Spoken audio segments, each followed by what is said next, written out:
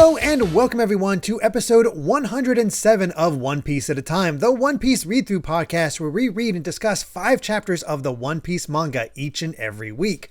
I'm your host, Derek Bittner, and I'm joined by my wonderful co-host and freelance letterer at Shonen Jump, Brandon Bovia. How you doing, Brandon? I'm doing pretty good. I'm, of course, Brandon Bovia, letterer of manga like Dragon Ball Super, Kaiju number 8, and many, many more. We are...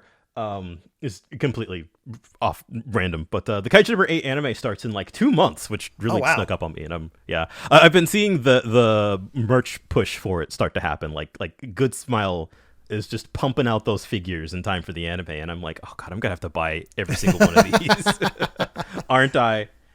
It's beautiful. That has to be exciting though, because did you start with Kaiju number 8? Like you've been there since the beginning, or you came in since the beginning? Yeah. Wow. So that's definitely like the most special one for you. Yeah. It is. It's my baby. Yeah. I think it's the one where I've really I've watched the sort of the popularity grow naturally over time. Like I love working on Dragon Ball, but like Dragon Ball has existed for like 30 years without me. Yeah. So it doesn't quite feel the same. No. Like you said, this is your baby, so I get it. Yeah. But yeah, as far as One Piece is concerned, we're basically at the end. We only have wrap up after this. Yeah, that's wild. It is weird to think about. So I think this is the set of chapters where we really get to determine how we feel about Thriller Bark. Yeah. And it's going to be interesting to say the least. I'm not quite sure where I ultimately end up. Yeah. And I think that is an interesting conversation in and of itself. Because I for a long time was on the Thriller Bark bad camp. But, I think like most interesting things in life, it's a little more nuanced than that. Oh, for certain. So, and I'm not in that camp anymore. I want to reiterate. Yeah. I think everybody's been listening to us up to this point kind of realized that. It's like, oh. Yeah, it's like, One Piece is good? Yeah, who knew? Huh. I just imagine the SpongeBob meme where it's like with Squidward's like, you like Thriller Bark, don't you? Yeah, that's exactly it. Yeah. Oh goodness. Well, let's get into it with chapter 481, Shadows Asgard. And not much to say about this cover. The only reason I'm mentioning is I just noticed that the belt that the cat is wearing with Zoro has neon on it. Yeah. I did not notice that detail the first time. That's fun. Yeah. I also love that they all of like the crumpled up paper in the background, like they're really trying to consider this, kanji for sword. You gotta get this right. It's direly important. It has to happen. But into the chapter itself, Oars is down, and all the zombies are declaring that no zombie can get back after that. So what's going to happen to us? What's going to happen to Thriller Bark? And we get a few of the more notable zombies observing this. We have Sindri, we have Lola, we have, I forget the little bat guy's name. Oh, yeah. And they're just like, what's this all about? He's like, oh, crap, I think I screwed up by inviting them in. Yeah. I guess we'll get into this a little bit later, but it's a small thing, but I do love how, like, Lola and her crew, like, they've basically been won over. They're just like, the Straw Hat was our savior after all. They're really... like that. That's one thing I really love about One Piece arcs is just the ability of the Straw Hats to really just, like, get people to rally around them. Oh, yeah. These guys are ride or die for Luffy at this point. Yeah, pretty much. And they find Luffy. He's like, why are you small? It's like, oh, you're right. Yeah. Oh, yeah. The after effects of Gear 3. Oars is still conscious. He just can't move because we destroyed his spine, which is dark, but also like weird. Oh my God. Even Chopper's just like, even with his bones crushed, he still can't die. Like that.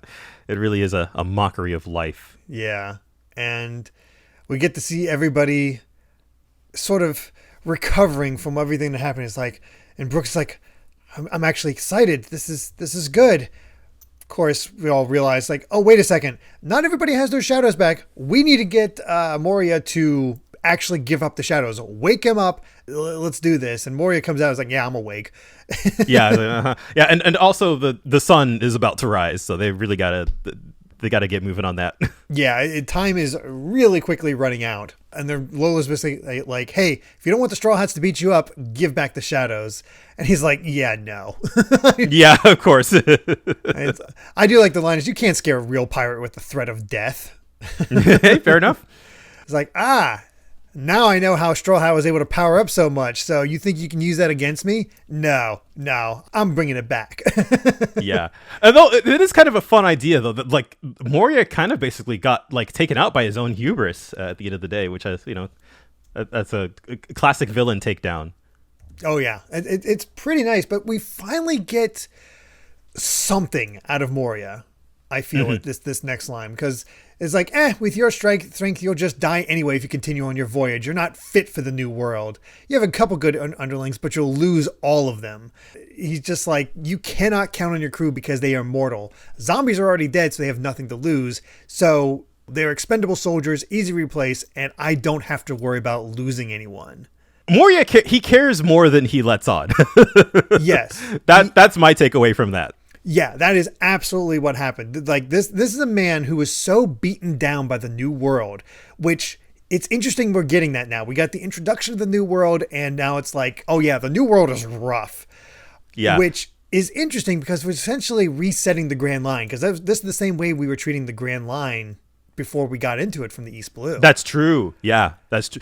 I mean, and when you think about when you put it that way, there was some thought in the back of my head. Moria is basically, oh God, what's his name? Oh, Baratier. Oh, I'm blanking on his name, but I know exactly who you're talking about. That guy, Don Krieg. Don Krieg. That's it. He is Don Krieg. Yeah, it's very, very similar to that. God, even with how he fights, he's kind of Don Krieg-ish. Yeah, and I feel like we're going way more into this than is actually really kind of implied in the text, but like, I do sort of like the idea of like these different pirate captains, like how they view themselves as captains and their crew. Like they're all different, and they all think that like, oh, Luffy's just like them, so they're going to get crushed, or Luffy's going to get crushed just like I was. He's like, you're not ready, clearly. I do kind of like that aspect. Yeah, you might be able to beat me, but that does not mean that you can do anything about the new world. And it raises that sort of threat level. And again, it's only 2 pages of him monologuing about this, but it's something to grab onto rather than just you do it, or right. Yeah, it's fascinating. Yeah, it's subtle setup that you can easily miss over, but basically it's also very much indicating that he's kind of lost it. You can see it in how he looks. He's just like, it's happened again. I can't let this happen. I am not going to let this happen and be defeated by this upstart. Because he's probably thinking about how, the government already thinks that I might lose to this because of the whole meeting with Kuma. I am not letting this happen. So in his hubris, he decides to use the Shadow's Asgard and take back every shadow from all the zombies in Thriller Bark. It's like, the thing that Luffy just used against him is now being used back, except tenfold, because he gets 1,000 shadows. Yeah, it's just like, what did you have? 100? I'll have 2, 3, 4, 600, 700, and with all 1,000 shadows at him, he's just a massive monster at this point. Yeah, I like the little look at all the zombies falling over. Like, it's kind of sad, but it's also like, this is what we want. Yeah, it's tragic in a weird way of just like, they all are basically, Moria has absorbed them all into his biomass. Biomass indeed, because my God, he got big and he has legs now. I think while I was originally reading this arc, this was probably the point where I just wanted it to be over. Yeah, it felt... I remember originally this felt like, oh gosh, it's still going on, because we had the whole stipulation of him having to willingly give up the shadows. It's one of those things like, it's so close to happening, and we got that ticking clock, and we got to take care of them. And now that we have this one last gambit from Moria, and it's just like, Yeah, I do think maybe that's just like the benefit of this format of the podcast. I don't think it's that bad this time around. No, No. It really isn't that long, but I can certainly see if you're reading this arc all in one sitting, or God bless you if you're reading it we're reading it week to week back in like 2008. This was probably just like, oh God, get on with it. Yeah, just end already, that sort of thing. Yeah. Because I get the idea. Oda wants to go to the very edge of defeat, and we start seeing that where the sun is starting to peek through, and we see some of the pirates starting to disappear into dust because of the sunlight. So they're making a mad dash in order to get out of the sun. And Lola's like, no, I'm staying, because look at them. They're not budging. So we put all our hopes into them. We call them savers. If we turn tail now at the slightest danger, we're no better than worms. So you guys can run, but I'm the captain, so I'm going to stay. I love this scene. Lola just like Lola stocks way up. Oh, yeah. I was like, wow, she's kind of awesome. Just, again, like I said, kind of at the start of this chapter, like we are seeing the Straw Hats is like their resolve really having an effect on the people around them, and like even if kind of her crew's like, oh God, run for it, she at least is like, hey, they did all this for us, so I gotta stick it out for them. Yeah, and it really does show that Lola's kind of sort of the MVP new character in this outside of Brooke. Yeah. And she gets to do it in two forms, so that's fun. Mm-hmm. But we end off the chapter with Luffy like, all right, we don't have any more time, so I'm going to get reckless. I'm counting on you for the rest. And Zoro remarking that Moria has gone berserk and lost control. You see him activate Gear 2. And Robin points out, it's like, his pride made him miscalculate his own capacity. Yeah. Well, I find it funny because they're all rather casual about it. It's do or die. Yeah, basically. And of course, it's always cool to see that shot of Luffy activating Gear 2. Oh, yeah. Just with Moria towering over them. All the it's steam. Great. Yeah, it's fantastic. Yeah. So, yeah. Well, let's get into chapter 482, Morning is Coming. And I gotta say, this set here, because this with 42, this is the beginning of volume 50 of the manga. Mm-hmm. And I just want to bring it up because to have a time frame here. When I graduated college, it was my chance to go to Japan for the first time. It was sort of my reward for graduating. And so in 2008, I went there and I made sure to buy the newest volume of the big three manga at the time. So I have a volume of Naruto, a volume of Bleach, and of course a volume of One Piece. And this is that volume. Oh, man. So it's like, this is the one I have in Japanese. And I was looking at it kind of ahead of a time and like to some degree and be like, oh, wow, look at this. Yeah, that is sort of it is an interesting time frame. My brother, he didn't go to Japan, but he did a similar sort of thing of like when he caught up to the manga, he like bought like some of the most recent volumes in Japanese. And that was 58, I want to say. Oh, wow. So we're I caught up at a slightly later. I think 60 or 61 was the newest one when I caught up to the manga. So we're kind of getting up there. Like 50 volumes is almost halfway. Yeah, it is a ton of content for sure. Yeah, Japan's up to 107 or 108, I think. Oh my God. Yeah. We're about to get 106 here in the US. It's just like, oh wow. I mean, it's something else, but it's just funny to see it. It doesn't have any real markings on this. It's just sort of I actually have a physical time frame for this one because 2008. Holy crap. Yeah, halfway to 100 is still pretty nuts.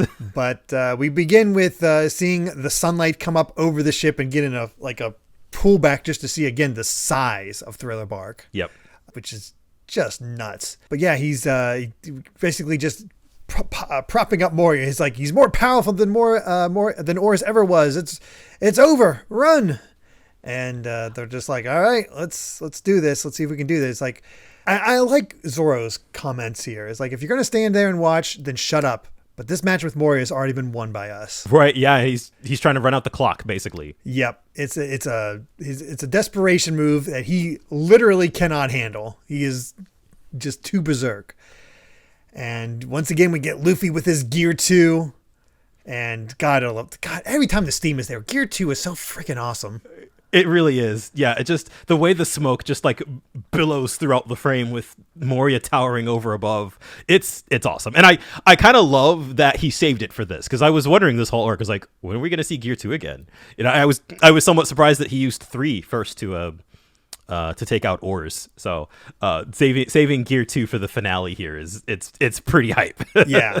I like that it's not like there's drawbacks to this, as we've seen. So it's not like getting Super Saiyan and being like, all right, why don't you just start the fight with Super Saiyan? Right. Yeah. Obviously we've seen the toll that it takes on Luffy's body, and even he was like, all right, you know, I'm gonna get a little bit reckless. when I feel like when Luffy himself is admitting that, you're just like, oh no. Oh no, indeed. So now it's all determined to like, will we be wiped out by the sun, or will Moria destroy himself? Let's find out. And the fight begins, and I mean, basically we're just pounding on his stomach, because each time they hit him, he is so full that he can't keep the shadows in. Yeah, which is kind of an amazing visual, I got to admit. Yeah. Yeah, he's losing consciousness, he's losing his command. He's just like, there's just too much in there for him, which I like that about this. It's like, oh, we don't have to, he's taken in so many that we don't have to make him admit defeat. We just have to squeeze it out of him like an orange.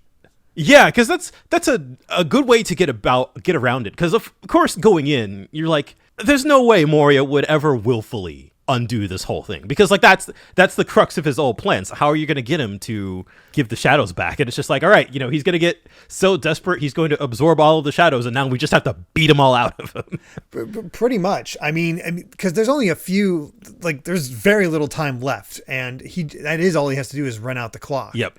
So it makes for a nice dichotomy there. And, you know, I honestly don't think there's a lot to say about this fight. It's fine. Yeah, it's pretty straightforward. I think it is like appropriately bombastic for the finale. And I like this bit where Moria uses his brick bat thing to kind of trap Luffy inside of a big black box, and starts like stomping all over it, and is just kind of like, you know, gives his evil villain speech, you know, this is what happens when you defy the warlords, blah, blah, blah, blah, blah. And, you know, Luffy he tears out of it, Gear 2 still activated, and, you know, he's just like, rubber always bounces back. Yeah, it's pretty great. Just using his own analogies against him. And I love how the Lola's pirates are like, is Straw Hat unkillable? Yeah, seriously. One thing I didn't expect, though, I don't know if I've ever seen this before. Luffy, like, he actually combines Gear 2 and 3. Yeah, you don't quite realize it at first, but that's him going wild. They're all calling out, it's like, you're being too reckless right now. But he uses Gear 2 along with his Gum giant jet shell and just hits him hard.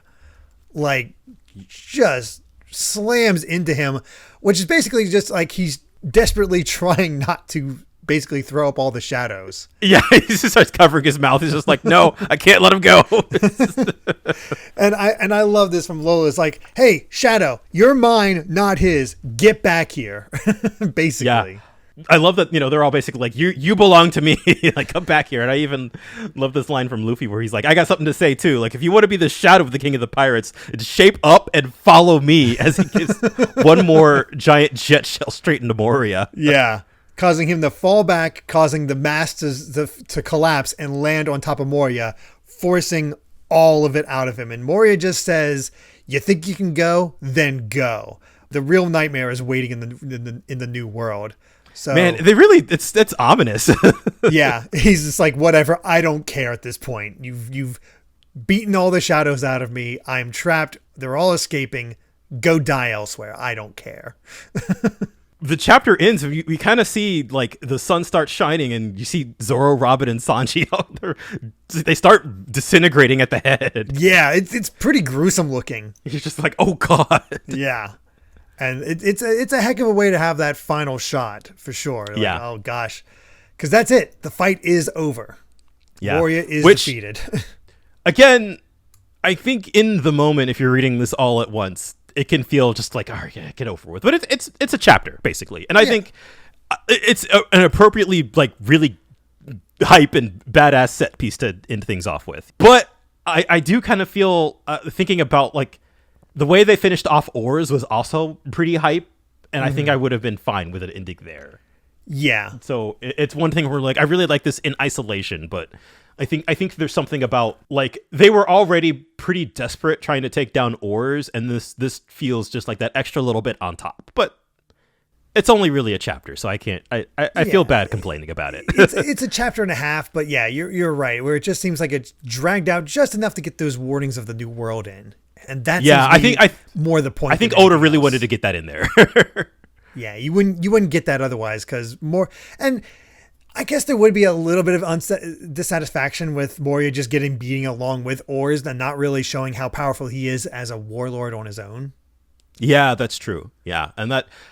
Yeah, it's man, Moria really is kind of the giant question mark to this whole thing. Yeah, because I'm thinking about it, and even now, I don't feel like he's as much of a threat as Crocodile. Yeah, I guess because the scale is different in a weird way. I don't know. The whole thing with Crocodile, there was so much of like, there was so much of an element of like espionage and really feeling there's like build up. He's trying to get a world conquering weapon. He has plan after plan after plan to make this work. And Moria in the meantime has just stumbled onto him, happens to be a warlord. Like he's sort of building off the legacy of Crocodile in order to make him feel more threatening. Yeah, I guess that's the tricky part about fighting a warlord a second time. Yeah, how do you make that second one interesting? And he's unique in his power set and what he can do, but I don't think you're ever going to get Moria to feel as impactful as Crocodile. Yeah, I definitely think the scale of it has a lot to do with it. And that's, like fine or whatever. Like, Thriller Bark is just like, it's a goofy little haunted mansion, basically. Yeah. That just like, it does lend itself to feeling more like a side thing, but, Yeah, it feels like a bit of a longer excursion in the same vein as like Jaya. Just the giant. Yeah, version. For sure. Yeah, definitely. I feel like as far as like the bigger arcs are concerned, Moria is definitely like he's down there. I think as far as the villains go. Yeah, I'd say so. Like he's nothing. Again, nothing about this is terrible. It's just in comparison to what came before, and you start to see, especially at the end here, the weaknesses, because this is as we've said, this is a fun ride throughout. Yeah. The horror elements, all the things they have in here. You have your downfalls here and there that we've talked about at length, but in isolation, it works quite well. But there's something just feel like something's off about the finale, and I can't even I can't really put it to words. And I think that's why this might be not as well remembered as other arcs, despite it being quite strong. Yeah. I really think that's it, and I. That feels so reductive to just be like, the villain's not as good. Yeah, it does. Because there's so many good elements that we talked about up to this point. It's more of us just trying to, again, analyze why it is. Yeah, I'm trying to put my finger on it. Yeah. I think that more so is just like Moria is maybe why I felt this way about this arc in the past. But here in the present, it doesn't bother me as much. Like it's just like he's fine. It's fine. yeah, exactly. But at the same time, like you're dealing with fine versus like a bunch of antagonists and stakes that were really, really, really good. Yeah. That's pretty much where it comes down to. And I think because Moria is the last impression you have of Thriller Bark, that's where it kind of falters for a lot of people. Yeah, for sure. Endings are important. I'd push this up a bit more than I had in my previous I think estimation. I don't know where I would rank it in personally. I don't think I'd call it a bottom 2 anymore like I did at the start of this arc. That's the thing. It's hard to like what would be the bottom 2 at this point, because it just kept getting better and better and better, and it takes a slight dip here. So where do you put that? I think it still would be towards the bottom, but it's not for the lack of quality in and of itself. Yeah, for sure. I think I was about to say, I think I can call Sarah Village my least favorite One Piece arc. Maybe now. But even that feels a little mean because it was like 20 chapters in. I know, exactly. It's so You're just kind of like, oh, how dare early One Piece be, early One Piece. I think that's why everybody just groups it together. It's the East Blue. Yeah. So I like this arc. Yeah. I like think that's Thriller what we Bark. determined.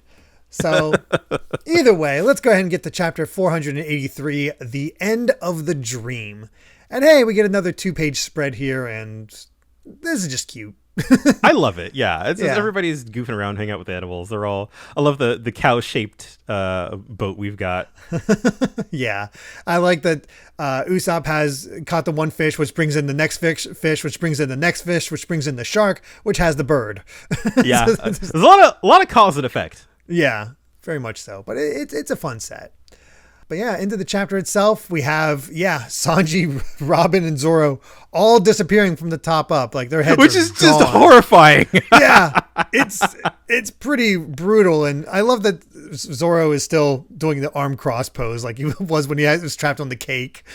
Yeah, I was thinking the same thing. Yeah, I was like, Zoro knows how he wants to die. Yeah. And Luffy's top half of his body is gone. Lola's top half is gone. They're like, but he won. How can this be happening? It's not fair. The sun. And I do like this sequence where Me too. We go to all the other people that have had their shadows taken by Moria. And they're like, oh my God, after this long, I finally have it back in the West Blue. In the Grand Line, my shadow, it's back. I can finally stand in the sunlight. They're just all happy. And the most important one, a young woman drops a bunch of plates and says, I can see my reflection in the mirror. And we find out that her name is Margarita. Her shadow was stolen 10 years ago by Hogback and Moria. And she's actually even gotten over her hatred of plates. So we basically that was the shadow of the person who got put in Sindri's body. Yes. Yeah. Which a really cool way to kind of bring everything back around. I did not expect that. Yeah. Because it's not Sindri's soul herself, but Sindri is free now.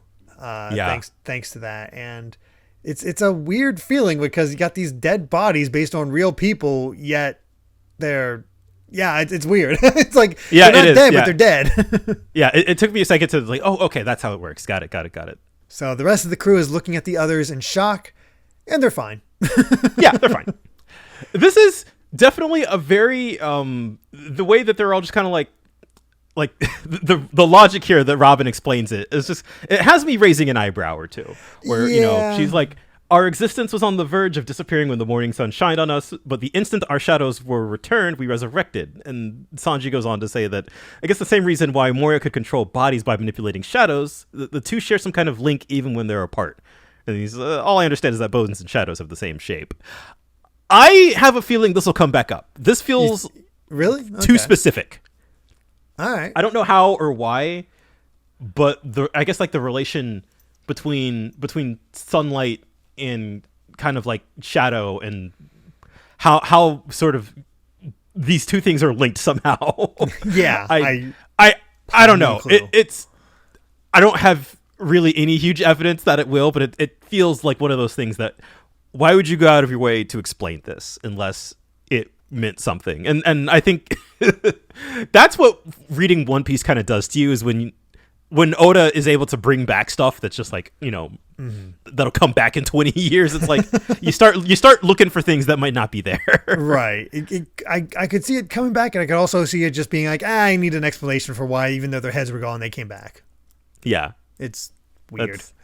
Yeah. But even stranger concept, especially because they're like, all right, Moria's done, and we're waking up from this bad dream, and we get a little scene that shows that Hogback is actually still alive. Yeah, we all thought he... How? Yeah, I have no idea. He's looking none the worse for wear for getting crushed, but... Yeah, he just, again... I feel like we said that when we were like, wait, did he die? Like, it's One Piece, so you can never be too sure. And lo and behold. Nope, he did not die. So he wakes up Absalom. He's like, all right, looks like Moria was defeated. He's pathetic, so let's get out of here. Yeah, all right, time to skedaddle. I have no idea where these two go from here. Not a clue. I would not be surprised if they have some kind of later appearance. Nothing is coming to mind off the top of my head, though. Maybe they'll get like their adventures as a chapter cover. That's about the best I can expect. I would not be surprised. But it's also really weird that Moria's alone. Yeah, he lost everybody. Yeah, this is like the biggest defeat you could ever imagine, because Perona's somewhere. Every zombie has been liberated, and Absalom and Hogback are abandoning him, and which those three were the only humans with him. Moria is completely alone. And even before Perona got, just like disappeared, just got Thanos snapped. Like even she was like, "Nah, I'm out of here." So not a lot of loyalty in this crew, which I think again talking about how these pirates view their crewmates and how they view the world, I think has a lot to do with like the themes of the story and stuff like that. And I feel like we talked about this way back when like a very early SBS when Oda was like, someone asked like, why don't you kill villains? And it's kind of like having like your entire worldview basically like crushed and rejected. Like that's worse than death. And I feel like we're very much seeing that with Moria right now. Like, yeah, he lost everything. I think even more so than most One Piece villains. We also get an interesting conversation as we go back to the crew because they're like, Zora's like, did Luffy shrink? It's like, oh, it's a response to using the, Gear 3. And Usopp has an interesting dialogue here. It's like, don't you think Luffy's new technique takes too much of a toll on his body? What if we encounter an even stronger foe? I'm worried about him. He'll keep being reckless. And that feels like foreshadowing. Yeah, and the way everybody just kind of takes a pause for that, I think is really interesting. And I think between that dialogue and between what Moria said about the New World, I feel like that definitely is kind of like, It feels like the crew has been... It's funny to say this after all the things that went down in Water 7, but the crew's been riding high. As a reader, you kind of feel like they've pretty much mastered the Grand Line. Yeah, they got lucky. Yeah, it's not so much we don't have to worry about it. We're treating this as in the East Blue. They're used to all of its tricks. It's just a matter of what new island they come up with. So rather than becoming old hat of island to island, we got to build up this new threat that is the New World and whatever that might entail. And I definitely think there's an aspect of like these encounters, even, we dog on Moria a whole bunch, but like they got out by the skin of their teeth, quite literally, Mm-hmm. half the crew was almost disintegrated. So I think kind of what Usopp is really alluding to here is like the close calls keep getting closer. True. That is true. Yeah. Beyond that, we have Lola's crew thanking them from the bottom of their hearts and even offering herself as a bride to anybody willing. Yeah. I love you get all of the guys there in the background all saying no thanks. Yeah, we're good. Zora's just like, you just got lucky because we just happen to, our stuff seems to align, and Nami just smacks him. He's like, stop being rude. And that's when she realizes, oh, right, there was something really important I needed to tell you guys. What's that? Him. Yeah. You know what's worse than one warlord? Yeah. There's a second warlord here. Kind of forgot about that. And that's, we have Kuma talking on the transponder snails, basically saying, whoever he's talking to is like, yeah, my fears were right. We finally decided on a replacement for Crocodile, and we can't have another hole open up among the warlords. Yeah. It's a bad look. So, is there any life left in him? It's hard to say. If he's alive, I prefer to wait for his recovery and keep him as one of the 7. But we won't know until for sure. So, we can't replace another one right off of the bat because it will just tarnish our reputation. So, do not let news of this incident leak out. Get rid of them. Everybody here has to die. Yeah, there are no witnesses. Annihilate everybody on Thriller Bark. Yeah, which, oh boy. Yeah, that is... So we just got done barely surviving a fight against one warlord, and everybody is, basically like wiped. Yeah, exhausted. And it's like, all right, time for round 2.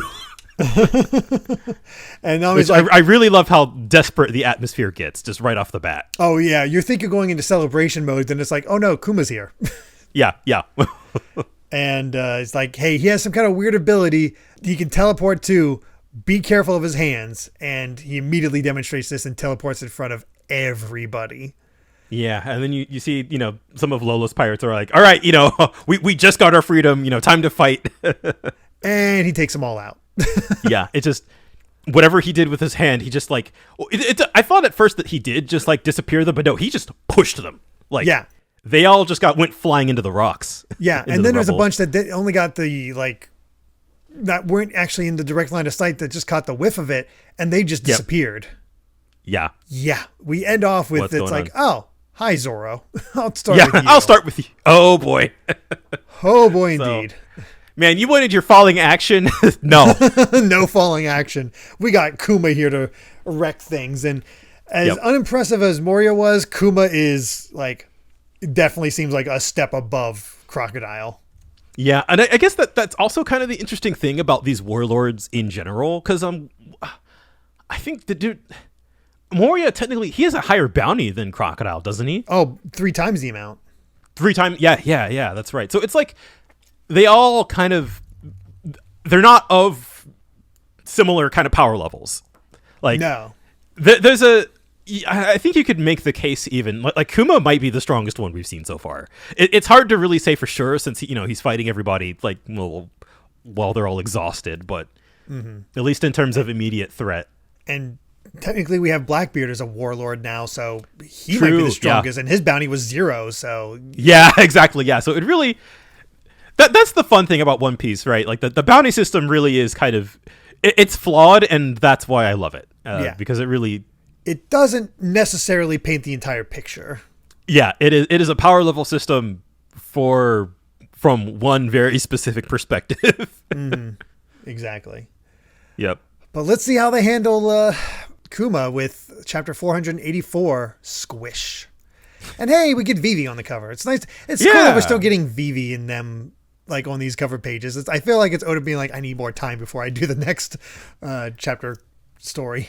Yeah, I don't even remember what the next one is. I'm not 100% sure either, so I guess we'll find out next time, because we don't learn this time, that's for sure. Nope. But we get into it, and basically just demonstrating the terror that is Kuma, and honestly the terror that is Zoro, because Lola's pirates are already like, hey, they saved us. We might not be heroes, but we'll fight to save them because they saved us. And Zoro's just like, no, he challenged me. Stay back. Yeah.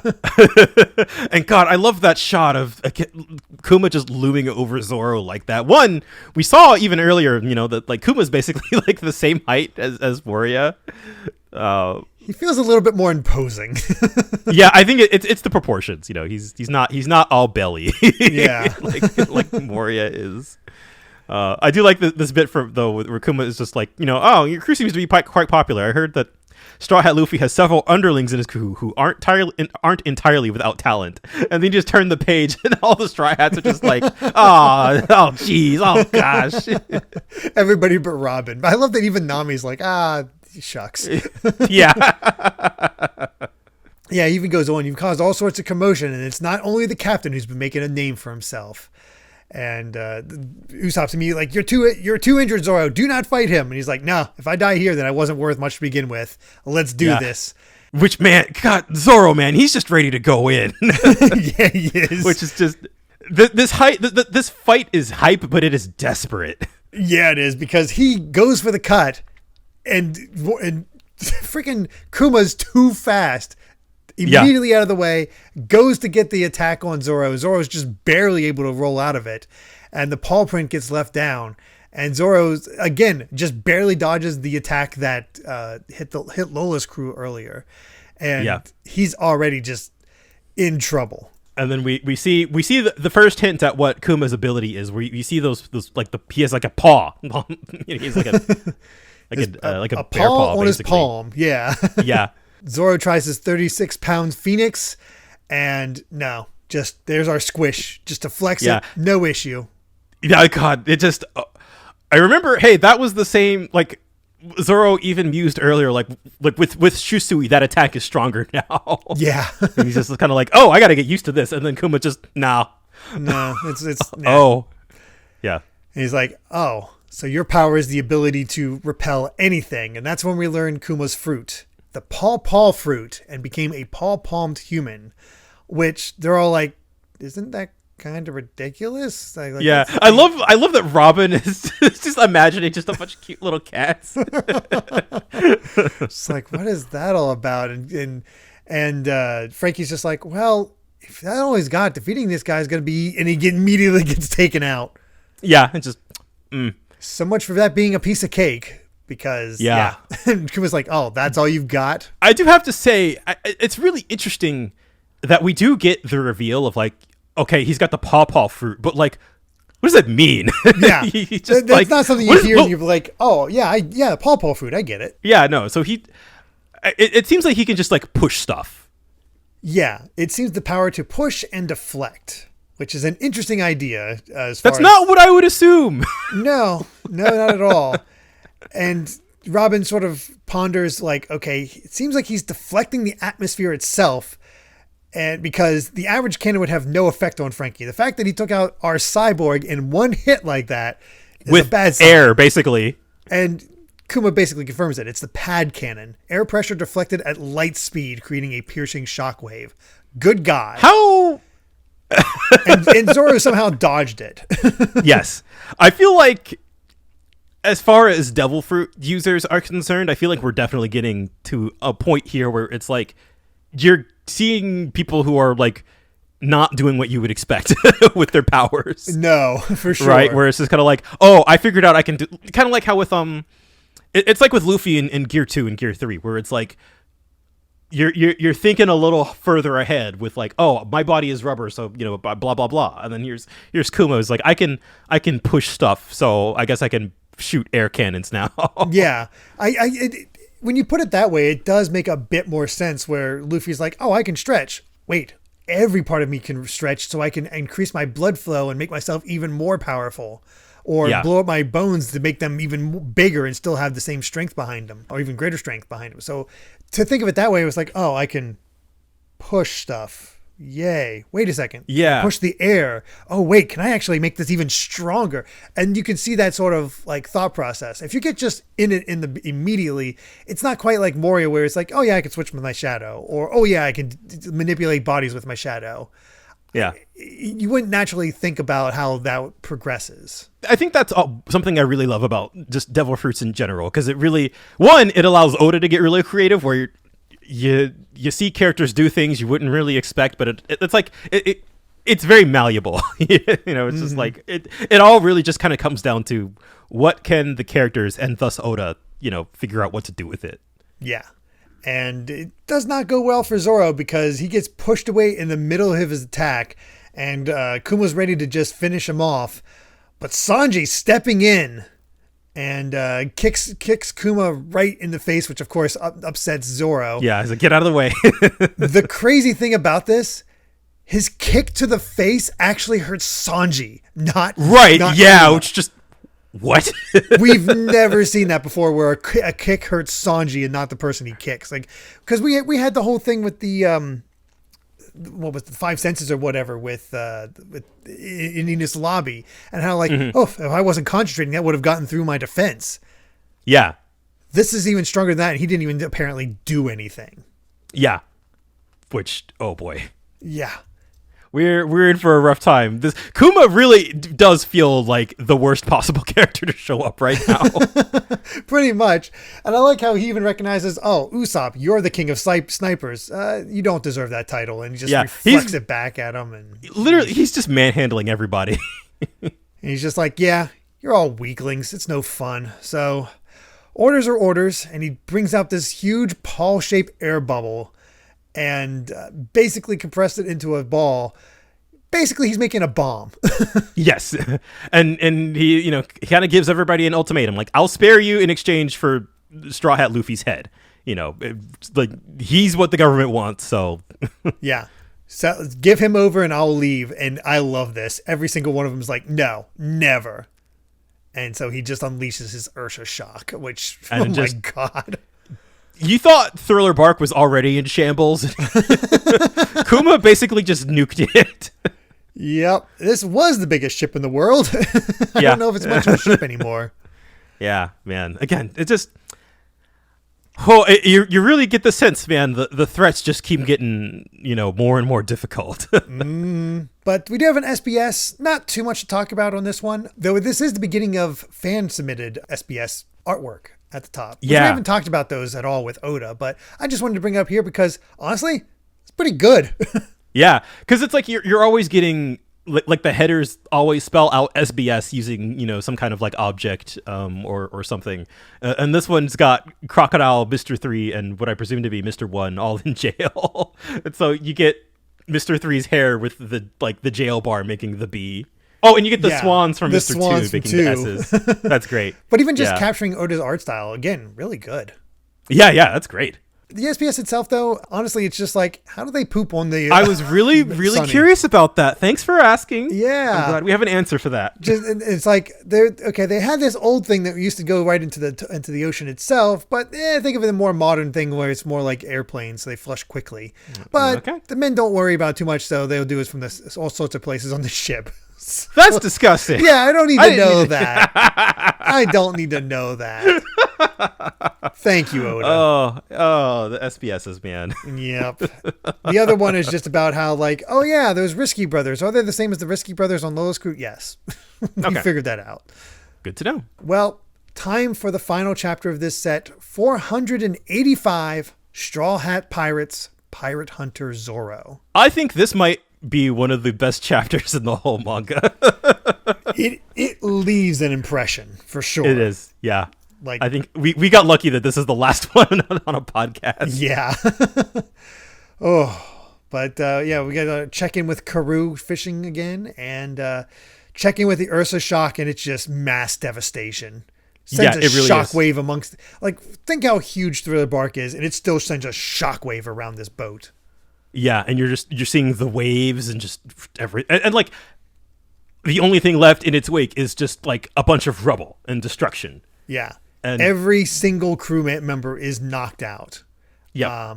And he's like, just finds Luffy's still unconscious body, goes to pick him up, and here comes Zoro out of nowhere with his lion song, actually catches Kuma unaware. Yeah, that's pretty awesome. He's just, God, I love that. Just right at the last moment. And not only that. Oh, maybe this is why Sanji hurt his foot. Because it turns out he's a cyborg like Frankie, except he's even harder than iron. And all of a sudden, Kuma starts charging up a mouth blast. Yeah. So not only does Kuma have a very powerful devil fruit, apparently, but he can also shoot laser beams. Yeah. Like, good God. You want to find a way to make a warlord seem even more powerful than freaking Crocodile? This is how you do it. Yeah, this is it. This, again, this really feels like the bar is just like, oh, we're... the bar's been raised and we're maybe a little bit out of our depth. Over our heads. Yeah, we're out of our depth here. And, you know, Kuma goes on to say, is like, a cyborg, yeah, you could say that. I'm nothing like Frankie, but he's a pacifista, a government human weapon, but an incomplete version somehow. And I remember pacifista being named. I do not remember what they are exactly and how much further they go with Kuma. But we get our second mention of the government's genius, Dr. Vegapunk. Because not only was he the one to figure out how to get non-human objects to use devil fruits, but is the one who actually created Kuma. And is said to be 500 years ahead of what mankind currently is. So, wow. Yeah, that's, I get, God, that, where do I start with this? Oda's playing the long game. I think that's all I can really say for now. There's a lot of stuff, but between just Kuma being a pacifista, the fact that that the government has human weapons and cyborgs of some kind, and that, you know, like how far the technology goes, you know, right. And Oda he's planting a lot of seeds. It also kind of puts into perspective what exactly Pluton is, because you hear about this ship that can just conquer the world, and the government wanting that, you know, specifically Spandam, yet they have these pacifistas that this freaking, you know, that Kuma can do. Yeah. What the hell? One thing I will say right now is the government's interest in the the ancient weapons rather. Their interest in the ancient weapons is definitely very fascinating, given that they have all this. Yeah, for sure. Yeah. And this is just me speculating. That makes me think that the ancient weapons have a little bit more to them, and that it's not necessarily entirely about the threat that they pose. Because obviously, in terms of destructive force, like the government's got it, Yeah, clearly. It might be more that it's something that can actually stand up to them, and so they don't want it falling into pirate hands. I think that's definitely a big part of it. Yeah. So, whew. Yeah. But I love how like Zoro hears this. Is like, body like that combined with the devil fruit. I'm starting to run out of hope. But it is a little unfair. Yeah. And he basically decides, all right, so the only way you'll leave is if you take Luffy's head with you. And he's like, all right, I'll give you a head, but there's a catch. Take my head instead. Please settle for that. I'm not as famous as Luffy, but if you consider that someday I would have been the world's best swordsman, it can't be too much of a loss. And Kuma's just like, you have that much ambition, yet you would give it up to save Luffy. That's a cool like character moment right there. This whole chapter is basically just like food for Zoro fans, because it really is just like this is why his entire character. Yeah, exactly. Yeah, and the way that he just declares Luffy is the man who will become king of the pirates. He's ready, and that's what we've seen this whole chapter, is that he's ready to lay down his life for Luffy. Yeah. What good am I if I can't even lay down my life for can't even save the life of my captain? Yeah. So, and we always hear Luffy say he's going to be king of the pirates. It's something else entirely, where Zoro saying he's the man who will become the king of the pirates. I guess I don't remember exactly when they all show up again, but like there are moments where basically every crew member will have a moment where they will say Luffy is the man who will become king of the pirates, and I think they're all kind of like big iconic moments in their own right, and there's a reason why Oda puts these here. And so here's Zoro's. Like, this is one of the most well-deserved dooms that he's ever done. Yeah. But even cooler, Sanji stands up and he's like, yeah, no, you're right about Luffy. What about your dream? Dying's not going to, what good's dying going to do you? So, hey, take my head instead. The Navy doesn't take me seriously, but don't mark my words. If you don't take me in, it won't be long before I'm causing more trouble than all of them, because I'm Blackfoot Sanji. Yeah. And I love, again, like, these two are always at each other's necks, but the way that Sanji is able, like he cares, Oh yeah, he absolutely cares. Like he might have his flaws, but these are the moments where Sanji just stands out. Yeah, for sure. And he's unfortunately, as he's trying to have a cool moment of his own, Zoro just basically hits him with the hilt of his sword and knocks him out. And he tosses his swords away. He's like, all right, I'm a man of my word. Now it's your turn. And Kuma's basically like, you put me in a corner. If I lay a hand on Luffy after this, I'll be put to shame. He's like, any man of honor would. All right, I'll give you my word. I will not take Straw Hat's head today, but in exchange, you get a glimpse of hell. And this is such a cool concept. It really is, yeah. The idea that Kuma can not only push physical objects, but also entire concepts. Yeah, that is something else, where he pushes out the sum total of anguish inflicted during his battle with Moria and all the fights on Thriller Bark, and creates a giant pall that is the accumulation of that suffering. So if you're truly taking his place, you must accept his agony. But you're already near death yourself because of your own fights, so you're going to die from this. You cannot take this. And he just tosses a little bit into Zoro's chest. And it, like, the scream. It seems like he loses consciousness, actually. The way that the panels are kind of broken up, it's sort of implying that, like, time has passed. And the way that, like, on the next page, there's, like, the first panel has, like, some screen tone on it, and then it sort of, like, fades back into current time. So that's sort of how I read that scene, that like it is implying that some amount of time has passed, and the implication being that from that little bit Zoro just passed out. Yeah. But despite that, they're like, all right, let's just change the location. And he sees the giant ball, thrusts his hand inside, and that's it. Kuma leaves. He's like, you have exceptional friends, but he's your son after all, Dragon. So he happens to know Dragon.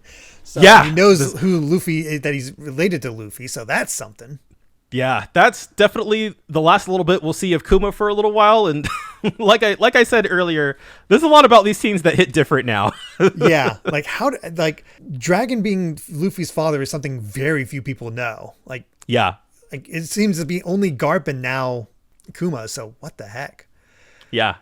There's so many mysteries, and we got a lot of answers, and we got a lot of, like that's God. It's these chapters that I love of One Piece, where it gets your mind like what is going on.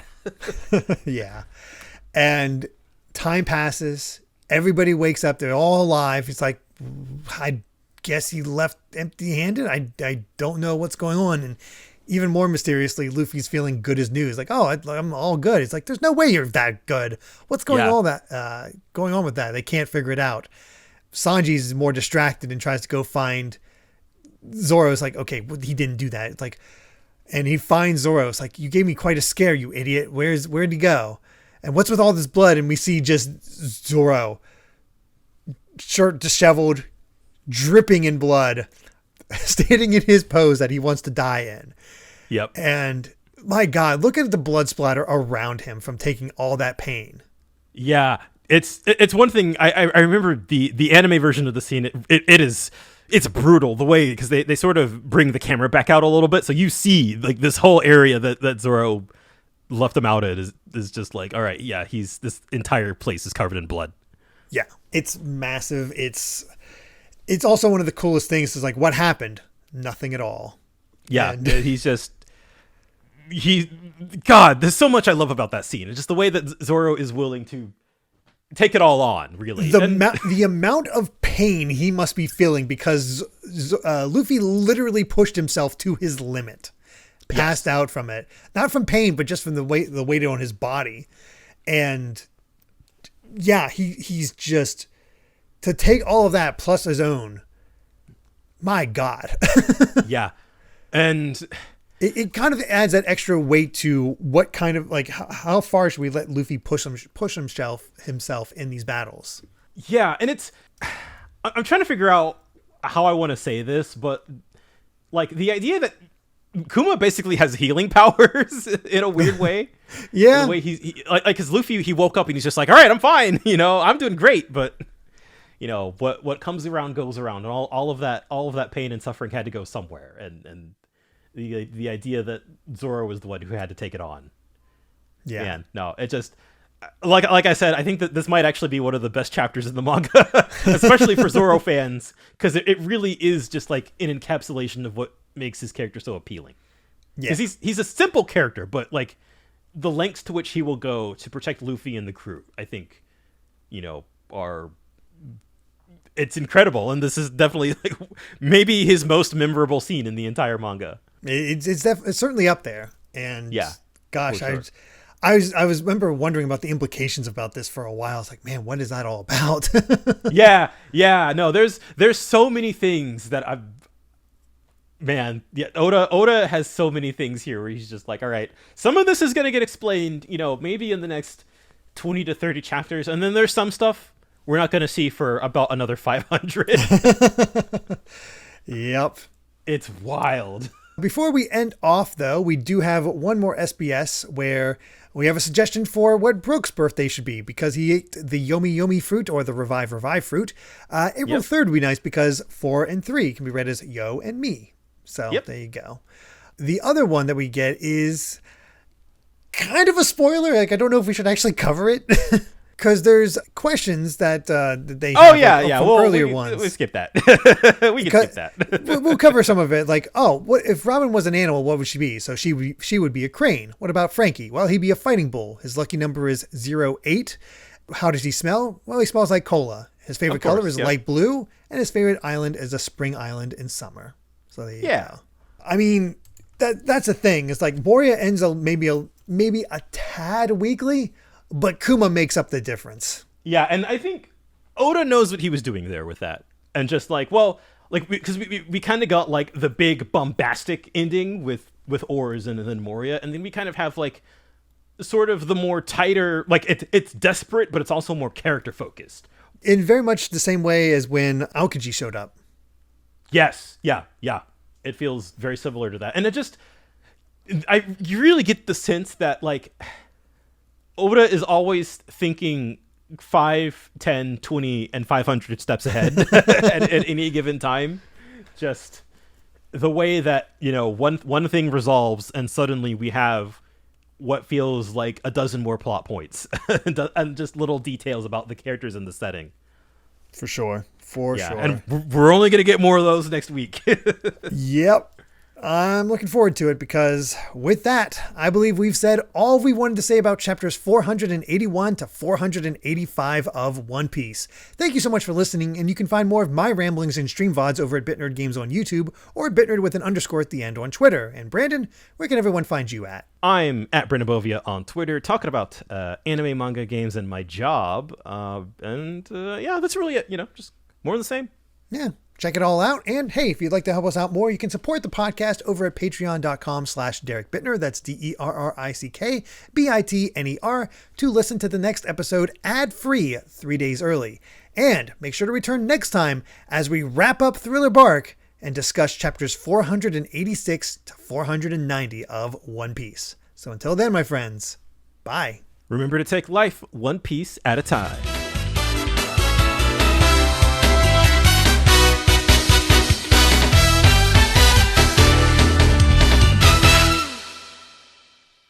You possess that much ambition, and yet you're willing to give it all up and exchange your life for his? The way things are looking, I don't see any other way to save the rest of my crew. What's the point of having ambition if I can't even save my captain? Luffy is the man who become king of the pirates!